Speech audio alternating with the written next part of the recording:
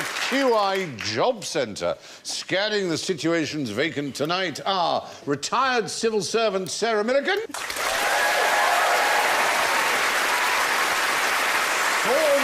cloakroom attendant David Mitchell, unemployed pianist and saxophonist the Reverend Richard Coles, and ex-Epping Flea Market sandwich board man Alan Davies.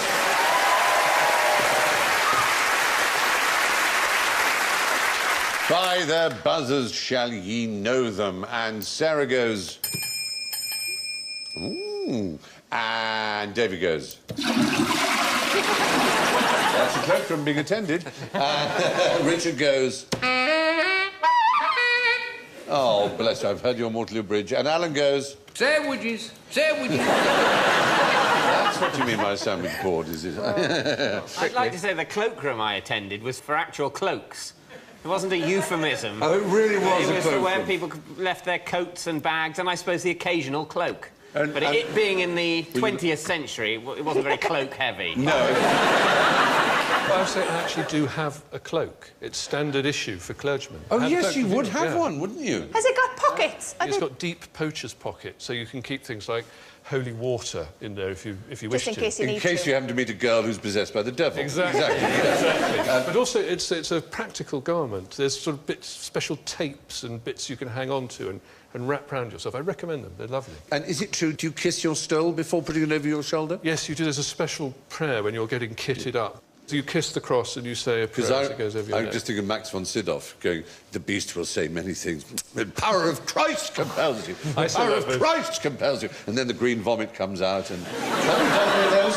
Well, actually, I have done a couple of... Let's just forget all the questions. I'm going to get down to... Exorcisms is more interesting. Well, we call it deliverance now, rather like the takeaway man on the moped who comes with the... I was in a parish where there was a major drug problem, and so quite often you'd be called out to people who'd just done a lot of speed. Right. And they would describe what had happened, and you realise they were talking about the horror film that was on in the pictures the week before. Oh. I had a friend who was I don't know if you remember Dom Sylvester Huerdal. Oh, yes. Greenwich Abbey. Yeah. And he was called in to do not an exorcism, but a man said he was Napoleon. And Dom Sylvester said, well, that's unfortunate for you, because I am Wellington. There was a friend of mine who had a psychiatric unit in his parish, and there was a gentleman there who thought he was God and would sort of follow Donald round the unit, asking him hard questions about the hypostatic union and things like that. Oh, my God. And so one day Donald got a bit impatient with him and turned to him and said, look, actually, if you are God, would you kindly settle once and for all the exact nature of the relation of the three persons of the Trinity? And the man said, I never talk shop.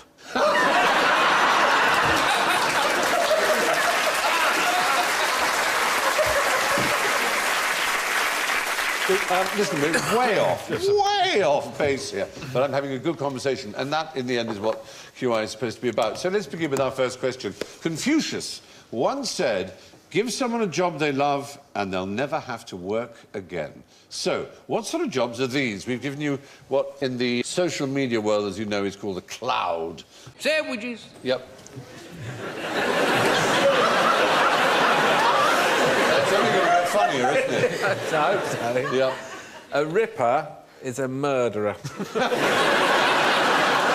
Well, obviously, yes. A highly skilled murderer. Yes, in Whitechapel, usually. Yes, yeah. yes. Sometimes in... I knew that was These days, most murderers are amateur, though, aren't they? It's very difficult to make a living out of it.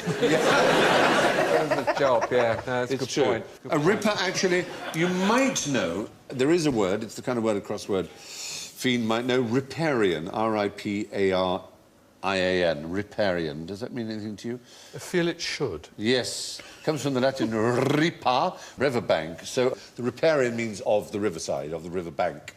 He's a fish seller who sells fish off the bank. This is like a 3-2-1 clip. I know. I thought getting someone's going to be someone who repairs the banks of rivers. No, he sells fish now. I'm so sorry. Grailer? Is that presumably someone who grills burgers? Just the general spelling in the average burger joint. Did you know a burgrailer was someone who removed burrs from the teeth of combs in a cotton mill? I thought it was going to be from the Queen Mother. and we have a willier, which comes from the same, same profession. Is that someone who was both in the Black Eyed Peas and the Wurzels? Oh, Will, are you? Will I are. Oh, very good. Excellent. You see? Your years working with Jimmy Somerville and the Communards have not dulled the edge of your wit, I'm glad to see. It's actually a woolier, it's also called a woolier, but woolier is a more common name for it.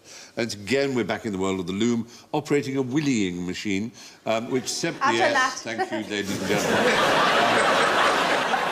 Wharfinger, you might be able to work out. There's an odd thing that we do in English, which is that we add a letter N where one isn't necessary. So, for example, if someone is on a passage, on a journey, we don't call them a passenger, we call them a passenger. If someone sends a message, we don't call them a messenger, we call them a messenger. It's a very odd English thing of adding this N. And a wharfager is someone who might... Wharfage? Yeah, own a wharf. Basically, a wharf owner is a wharfinger. Do people own wharves now? These days, you don't meet many people. So, I've never met a wharf I'm in the owner. wharf business. Yeah. Actually, you might have wharf. Got a lovely wharf. Star Trek: The Second Generation had a character called Worf, didn't he? He was a Klingon with a big nose. Was he? Yes. And no sense of You humour. surprise me with the moments when you dip into popular culture, which ones you choose. I am secretly a bit of a Trekkie, I have to say. Make it so. Would you play Vulcan chess? Oh, no, that's Do you very remember difficult. Vulcan Oh, I chess? remember Vulcan chess. Yeah. Very, very difficult. And T'Pau, do you remember there's a pop group called T'Pau? toured with them. That took their name from an episode of Star Trek. You toured with T'Pau. Well, when you're on tour, if you're in a band, you tend to be on the same circuit as other bands, and we used to bump into Carol Decker, who was the singer from T'Pau. You'd be in a hotel with T'Pau and Public Image. So you'd be having your breakfast between John Lovely Lydon story. and Carol Decker in a strange, weird I'd sort like to see you partying with Shaun Ryder from... But there was no party, because actually if you're on tour, you're so busy, everyone is in bed by 10. It's the people around. No, maybe they didn't tell you about the parties. I once stayed in a hotel in America with Black Grape, which was the band that Shaun Ryder formed after he left, Manchester. And it was so rowdy on the floor of the hotel. Rowdy. When I woke up... when I woke up the next morning, I opened the door and there was a bottle of extremely high-quality brandy with a little note saying, "Hope you won't disturb, love, Shaun." And I looked all the way down both sides of the corridor and there was a bottle of brandy. We did have a bass player who came down one morning as we were checking out and said he'd trashed his room last night. We were quite pleased because no one had ever done that in our band at all. But it turned out that actually what he'd done was tear up a copy of The Guardian. And we made him go and tidy it up again. All right. A nut steamer. Yes. Is that somebody who works in a spa? Sounds right. Does sound right. Flong maker. Yes. I have a theory that this might be a gentleman who makes foundation garments for ladies, and it's those very thin things which are a cross between a thong and dental floss. Oh, I know just what you mean. Yes. An arse floss Yes. piece of... Yeah. Oh, yes, horrible, yes. The person cleaning it is the one you feel sorry for. No, flong actually is a corruption of the French word flanc, as in flan. It means a heavy base. Oh, it's interesting. And it's actually from the word printing. What the flong made was actually... It was because it was solid. The Greek for solid is stereo. And it was known as stereotyping. Because you were making the same thing each time. You made a stereotype. And oddly enough, the noise the ink made was rendered as cliché. The noise that made when you rolled the ink. So both stereotype and cliché, which sort of mean the same thing, are both printers' terms. So literally a cliche is made by stereotype. Yes, exactly. Which is incredibly pleasing. Yeah. And we're only here to be quite interesting. We don't expect you to be rolling on the floor, barking like a seal, vomiting with laughter at that thought. But I do hope you will take it home, wrap it in a little parcel of lavender paper and store it in the bottom heart of your drawer. I'm worried I'll get it wrong. Yeah, OK. I'm planning to slightly misremember it. Oh, Say yeah. some version of it in 20 years' time. So, the one we can't help you with is a macaroni loper. No one seems to know. We think it may be simply some sort of pasta job of twisting macaroni into Making necklaces out of macaroni, that's what... But the reason we know all these are all jobs is the 1891 UK census. People had to put their profession, and these are just some of the professions. We just know that someone in the 1891 census, or probably more than one person, said, "Oh, I'm a macaroni loper." Yes. And no one's ever explained. No, unfortunately. Because nowadays in the census, don't some people, they put that their religion is Jedi as a sort of joke. Yeah. Maybe the macaroni lopers are having a laugh at our expense. Yeah. I once had to have a discussion about that when I was involved in prison chaplaincy, because one of the prisoners wanted a Jedi chaplain. No! Yeah. In the end, we found a shaman in Lincoln who did the job. And did he come with a little lightsaber? No, he had a shaking stick, but we thought that was as near as we could get, yeah. Wow, that's pretty impressive. Star Wars will outlive all the major religions, I'm sure. You think? Yeah. Maybe it will. Maybe it will. You want a Lee walk at the back? Anyway, there we go. That's question one over with. How does snake farming work? You plant them in the ground. Unless they're doing the actual farming, that might be quite tricky. Just put them on a tractor and watch them go. Well, there was one great snake farmer called Bill Hast, who lived from 1910 to the year 2011. And he died 100 years old. And he specialised in handling snakes, venomous snakes. And how do you think he protected himself from being bitten? Cut the heads off. No, he kept them very much alive and made a lot of money out of them. Can you sort of get used to it? That's the point. In fact, he got himself bitten so much, he became immune. He was bitten over 120 times. First time when he was 12. 20 times almost fatally, he said. You may say, well, he was just a dick. He was just someone who just wanted to show off. But actually, he did it for a reason, and that was to save other people. His blood was so rich in the antibodies. Interesting. I mean, because there are snake handlers, of course, who are religious people in America, in some of the southern states of America. You have to drag religion into everything. Sorry, the bishop's watching. Because they take rather at face value a text from the Gospel of Mark, in which says that, you know, you shall not be hurt by a serpent if you are kind of in our club. And so they go around picking up serpents, and of course most of them die hideously of snake bites sooner or later. But they don't seem to develop this... No, I think the point is you have to build it up. Well, there you go. You might also know of a king of Pontus. Northern Turkey is where Pontus is. And there was a king there, Mithridates, and he was very much an enemy of Rome, and he was convinced he was going to be poisoned, and he was one of the first people we know of who made himself immune to poisons by taking small amounts of them. And sure enough, he was indeed cornered by the Roman general Pompey, and he took poison, a really, really strong dose, and it still didn't kill him, so he had to get his servant to stab him to death. So... I went to India on holiday, and there was a bit of food going on, and there were some green chilies in a glass. Now, some green chilies are quite chewable and dippable. And some are so not. And I picked this one up, and I could see 3 Indian ladies peering around their heads around. They were actually nudging one another, because they clearly put these out as a trap. And they nibbled the very end of it, and then I was numbed down the side of my face for for several minutes. Terrifying. But while I was there was a story about an Indian woman who could eat... She set a record that's in the Guinness Book of Records or something. I mean, there are dozens of these things. Yeah. Same principle, I suppose, building up tolerance. Yes, you do. Have you been to Iceland? No. Oh, the smelly fish. Hackerl. Oh. Have you had hackerl? Never had it, no.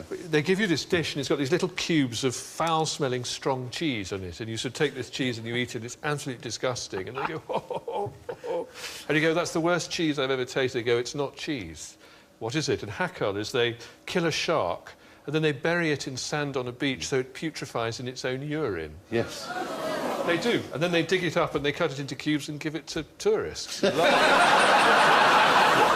we're supposed to feel sorry for their financial crisis. Up yours, Bjork.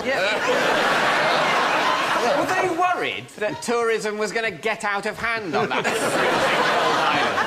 How bad do things have to be that putrefied urine as shark meat is your delicacy? It's true. Gracious me. I think we should move on.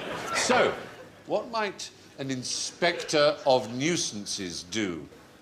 Did nuisance used to mean something else? Was it like nuisance meaning a noise or a Well, party? yes, a noise. It would include a noise, yes. It was basically kind of an equivalent of today's environmental health officer. They were appointed by the local authority, a sanitary and health One issues. man's nuisance is another man's rowdy evening in the hotel, isn't it? I mean, Yes, really, but who this decides is like, what a nuisance is? Well, this is like, you know, if your neighbour is a hoarder or they're smelly. This was in days before the more common sanitation that we expect. So if it was really smelly, very noisy, they would also disinfect houses that had had smallpox. They were also responsible for the scavengers. And what were the scavengers? Were they people who made a living through going through the leavings of others? That's what you would think, wouldn't it? Like sort of mudlarkers going through the beaches. It actually had a more specific and unsavoury meaning originally. Waste. Waste. Night soil Night men, soil. they used to be called. They soil. stole poo. Well, not stole, but... Just what you've done in the night. People had... people had outside jackses that were not connected to any system of sewers. They were just a hole. There was just a hole, and so there would be a pile of poo, and the night soil man would come with his spade, and he'd take your poo away. Right. And that was a job, not a pleasant one. They were known as scavengers. And it was a deeply unpleasant but deeply necessary job, obviously. Would you have to tip your scavenger? You know, like, you have to do, like, milkman and postman at Christmas. It's a very good question. You leave a Christmas box. You leave a Christmas box, especially perfect varnished stool. The best stool you produce, you save it up for I it. had a thoroughly good dinner that day, and I think that's quality. That's right, you can't spot a nut or a crack in it. It's just... Lovely. Lovely. That's what you do. It doesn't remain in that... I know this because I was a chaplain for a bit in Uganda, and they have scavengers, night soil people there. But I only saw it once, and I shudder to recall it, but it was sort of mulched down, if I may put it that way.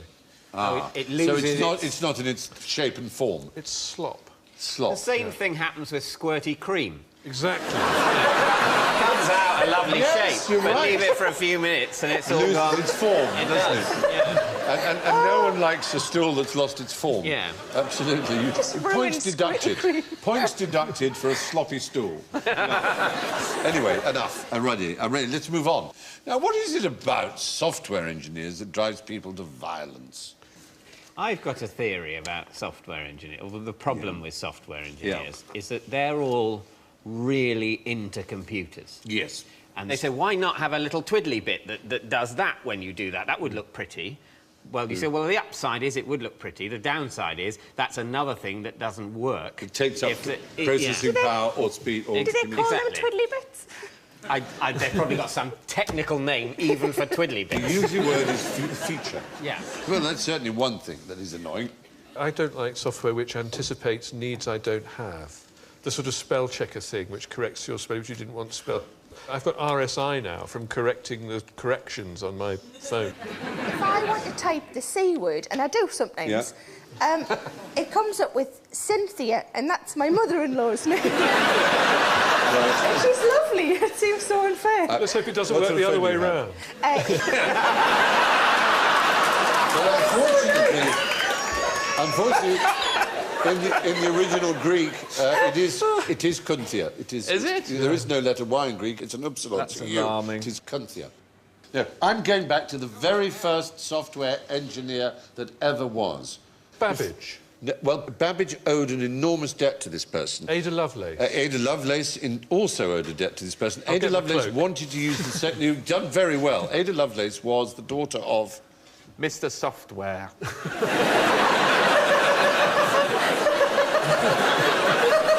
So disappointing. Because, you know, you have a Mr. Baker, don't you? Yes, you do. And a Mr. Butcher.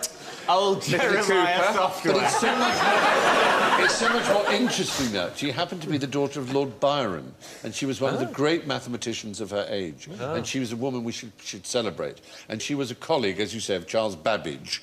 And they had got their difference engine, and they wanted to steal the idea of a Frenchman who'd come up with the idea.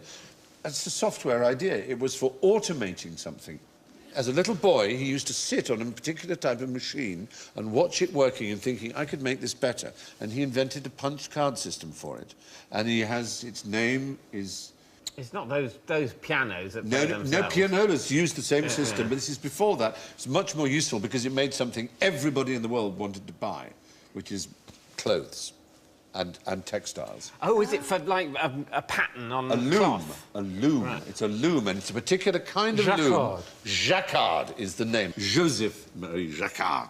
And he was an extraordinary man, born in 1752. And these looms were used right up until our lifetimes. There you are. Look at that. That's what he invented. Now, you look at those punch cards, you think, now, what can that do? Babbage correctly saw this couldn't just make a loom and a tapestry and a picture, but it could also possibly do calculations and other such things that mathematicians were interested in. And so we have a portrait of Jacquard himself, which is done in woven silk using a Jacquard loom. That is done by punched cards. Isn't that astonishing? The depth, the tone, look at the knees there, the way the cloth is. I mean, Looks almost like a photograph. It almost looks like a photograph. Yeah. You think you'd be happier, wouldn't you? Well, that's true. Smiling in photographs is a very recent thing. Oh, really? It was never considered normal. It was considered weird to smile. But the question was, why did he drive people to violence?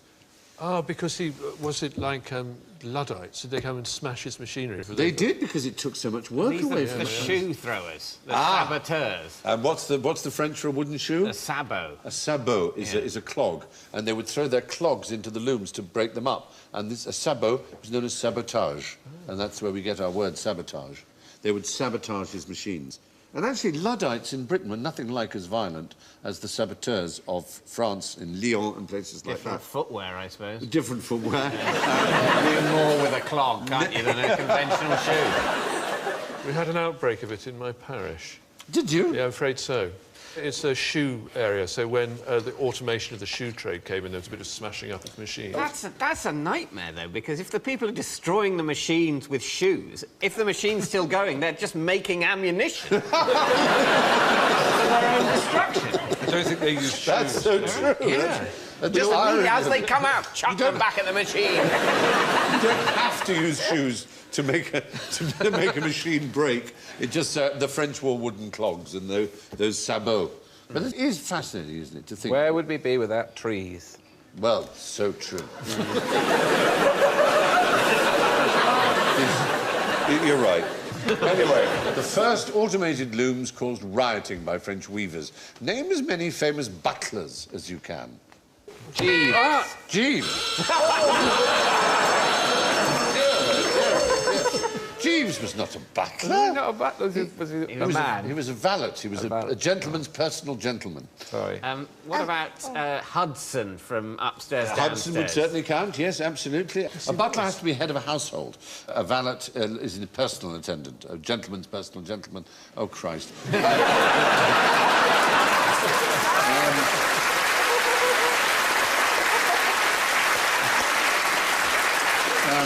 I mean, you got away with this, didn't you, really? Because you were quite young to play the role. We were, really, yes, I weren't was you? young. I mean, you in particular, because he was quite a bit older, isn't he?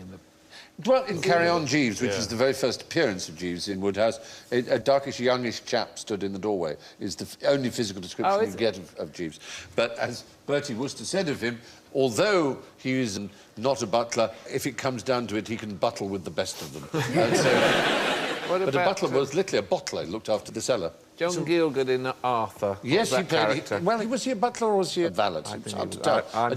A man, my man. You know, they used to say, my man.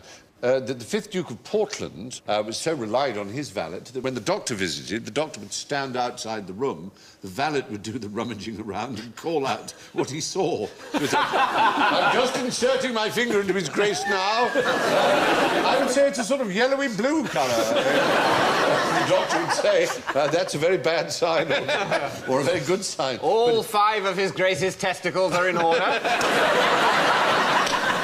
It is the most bizarre thing. Many years ago, I was asked, as I'm sure you've been asked, to address the Oxford Union. They have asked me, but I always imagine that they just ask me along just so they can go... No! They would love you. They'd also just... We have an entertainment. Ask him something. We've got 8 done. You want someone from Essex. He doesn't know. Take my cloak. No. I went, and I remember this quite, even for Oxford, astonishing young man in a wing collar who was wearing in an extraordinary manner. and whose name was Jacob Rees-Mogg, and he was the son of William Rees-Mogg, who had, for a time, been the editor of he's Times. an MP now, isn't and he? he's now an MP, and he's... we may have a picture of him. There he is. You're never going to mistake him for an Essex chav, are you? Surprisingly... He's river dancing. He's very tall, isn't he? He's bigger than the houses. He is very tall. That may be a parallax effect, I'm not sure. But anyway, he was infuriated when leafleting the streets of Central Fife, but the fact that he was mocked because he was assisted by his nanny. What was so extraordinary was his response. His response was... Well, I do wish you wouldn't keep going on about my nanny. If I had a valet, you'd think it was perfectly normal. Man of the people. I've had a tweet relationship with Jacob Rees-Mogg. Is he a Twitter friend? Well, I think I don't know if it's actually him, but he quotes to me Anglican psalms. That's very like him. I can't think there would be anyone who wasn't him who would want to do that. It does seem a very strange pastime, I have to say. He's But stopped anyway, talking to me now, though, but he did for a well, while. he's very busy running the country with his nanny and his valet. Well, I think the valet was doing the Mary tweeting Poppins for him. and Jeeves are helping him out. That's all we need worry about. Thank goodness. All is well in the world of Jacob Rees-Mogg, and I'm sure he's a lovely man. Anyway, Jeeves was a valet, not a butler. What use is a sheep in a gold rush? Yes. Can be cold and lonely on those prairies. Yes, that's the first thing that would come into a Huddle man's for mind. warmth, Stephen. Huddle together for warmth. warmth. No, well, the gold rushes aren't always in cold countries, Is that what... Hang on, the Lord is your shepherd, and you give a little man on his own, he might shaft you. I believe his rod comforts you. They didn't teach me anything at theological college about this. It's not... Oh, sorry, I do apologise. Would you filter stuff through wool, thereby extracting the golden The oil? man is right on the money, quite literally. It's exactly what you do. Exactly what you do. You take the fleece and the water runs through it and it leaves behind the flecks of gold, and then you dry the fleece and shake them out. It's as simple as that. It's a very good way. Better than panning. And there are people who believe, indeed there's one man who wrote a book about it. His name is Tim Severin. He wrote a book called The Jason Voyage. He's one of those people who believes a lot of Greek myths, a lot of myths generally, are based on originally true stories that have become exaggerated. And he believes the Golden Fleece may be one such an example. Jason may well have taken a golden fleece that someone had been using for panning for gold. So, now, what are the Swiss planning to tidy up next?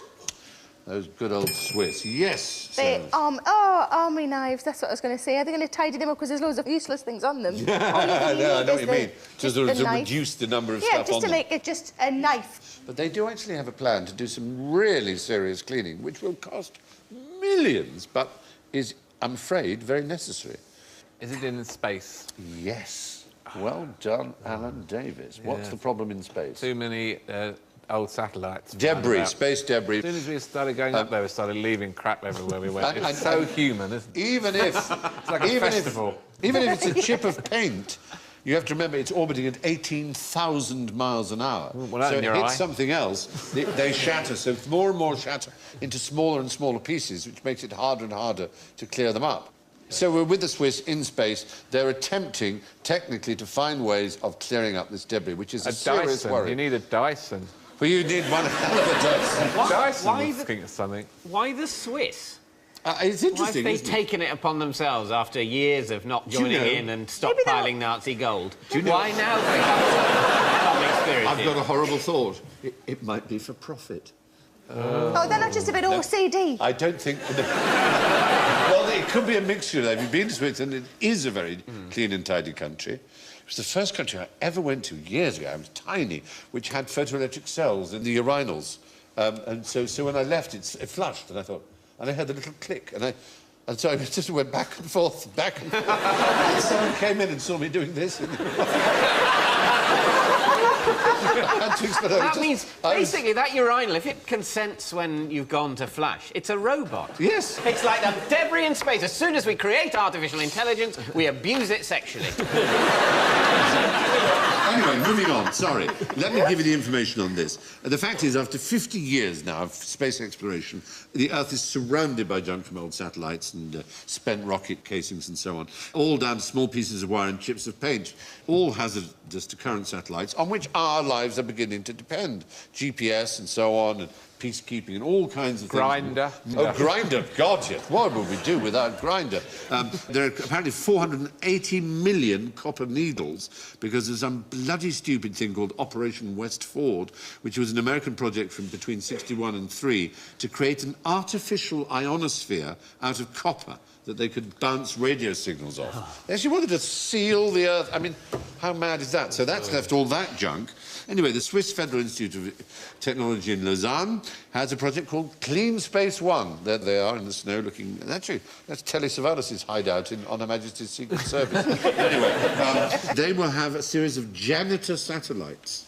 They will manoeuvre alongside the unwanted object, grapple it with a claw, there you are, then dive into the atmosphere. So it's going to, first of all, grapple it with its claw. Ta-da!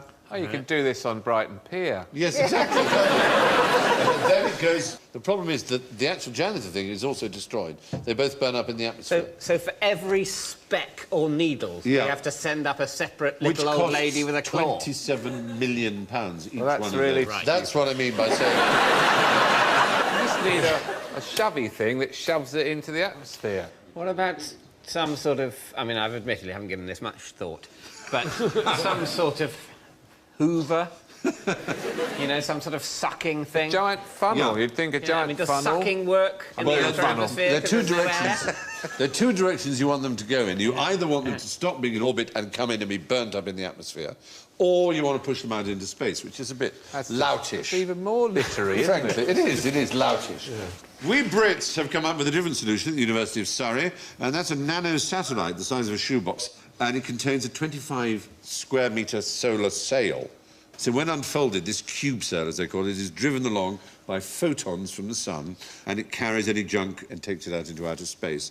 In due course, devices like these may have to be built into anything that's ever allowed up into space again, must have on it something that will help with the problem. But that's the problem. At the moment, the Swiss have their $27 million machine. So there you are. Now, what would be the best planet in the solar system to take your annual holiday in? Or on? Yes. Earth. Absolutely the right answer, I frankly say. I don't think there could be a better answer. Well, the great advantage of Earth is that you can survive on it. Yes. So lovely on a holiday, isn't it? Yeah, it is. To just live through it. Yeah. Yeah, exactly. Hello. Uranus. Why Uranus? Because it would be much longer. Ah, now there you're getting very interesting. It's about how long a year is or a season is. How long is a Uranian year? A Uranian year is 84 Earth years. 84. But each day is only 17 hours, so again, it spins faster than us. So how long would a fortnight be?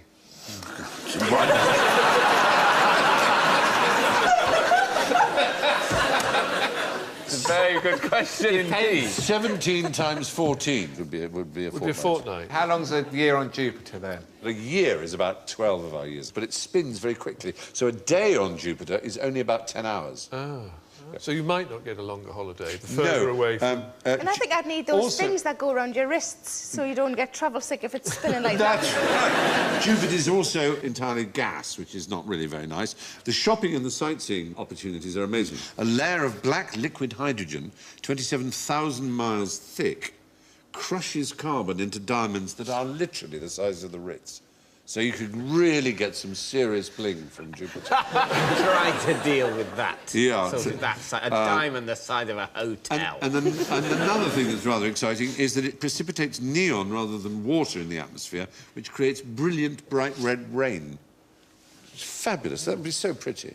So, but it'd be lovely to go, wouldn't it? That's there.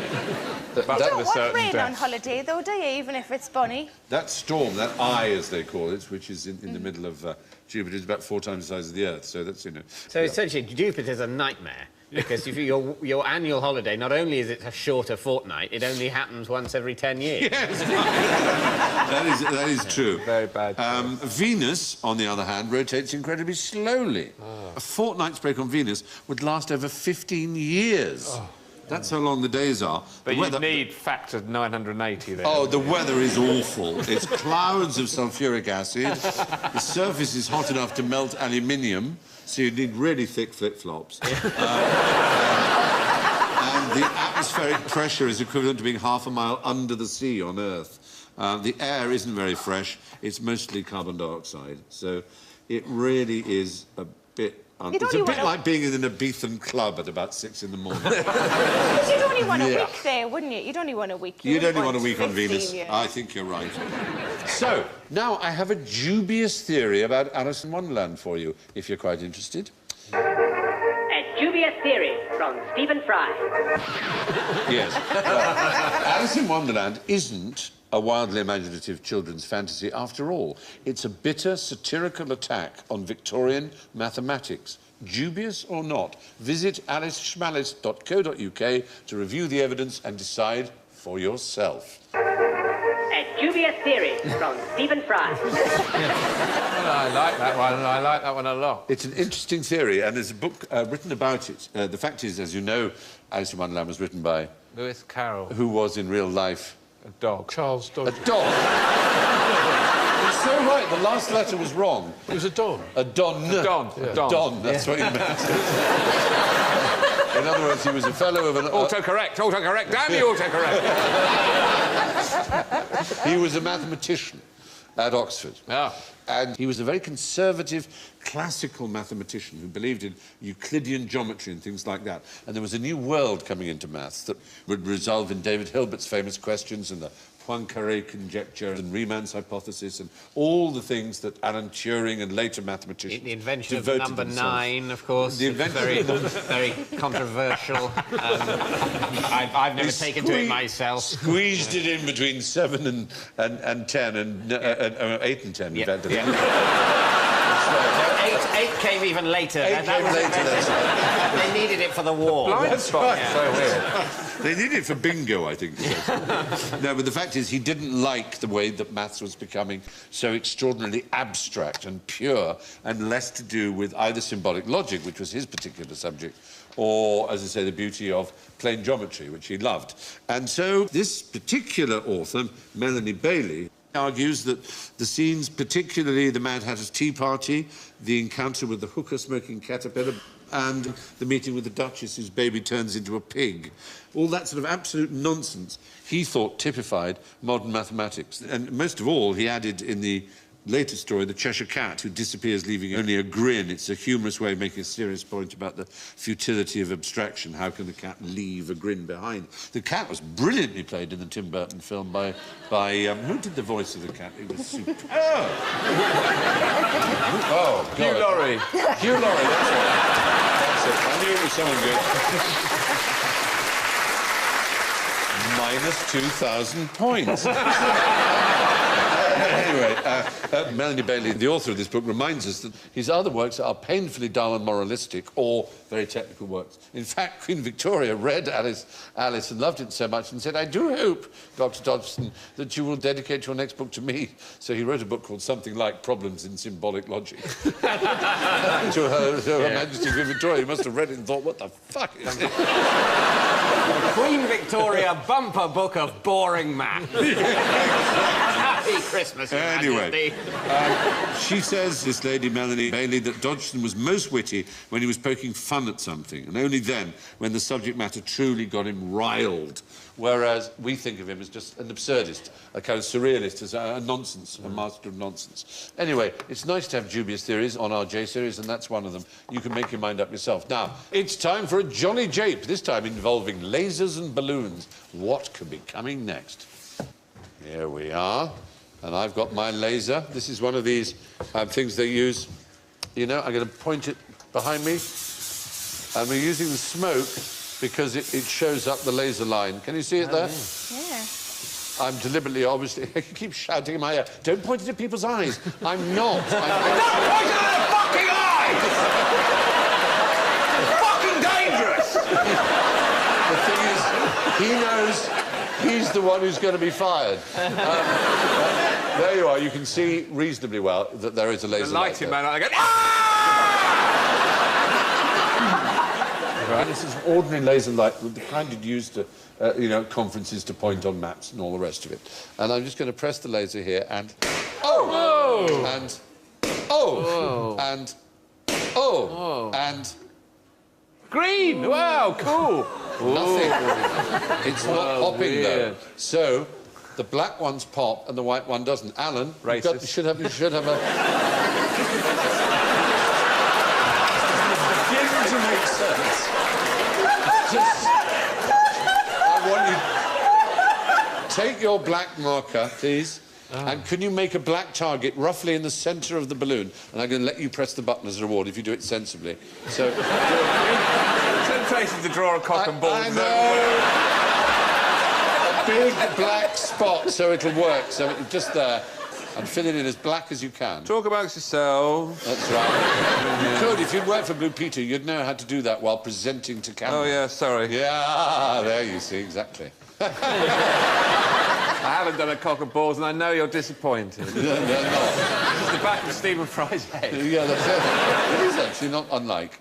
OK. Will that do it, do you I think? reckon that's black enough. Black enough? We know that black absorbs light and heat, and white, we know, reflects it. And we saw that the laser had enough energy to burst the black balloon. So all you have to do, just leave it in. It should be pointing in the right direction.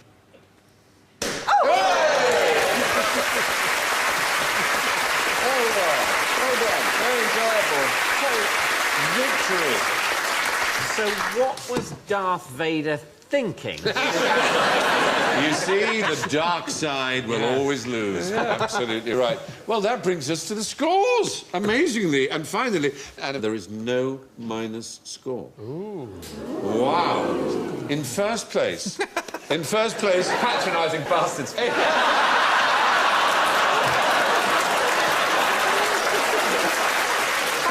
I've had points before. In first place, aided by a first-class brain and, of course, divine assistance with 23 points is Richard Coles. Yeah. So I'd like to give my points to the poor. Oh! What a holy man of God. We're all booze from the atheists. We know he's only teasing. In second place with plus 13 is David Mitchell.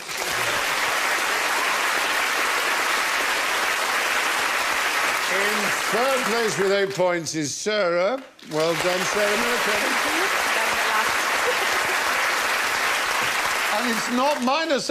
In last place with 0 is Alan Davis.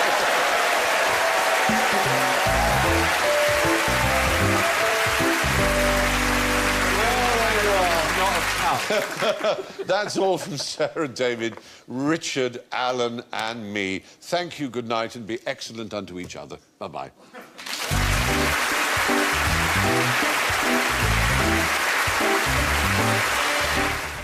More comedy coming up next this evening here on BBC HD. Lisa Tarbuck is the guest host of Never Mind the Buzzcocks. Next.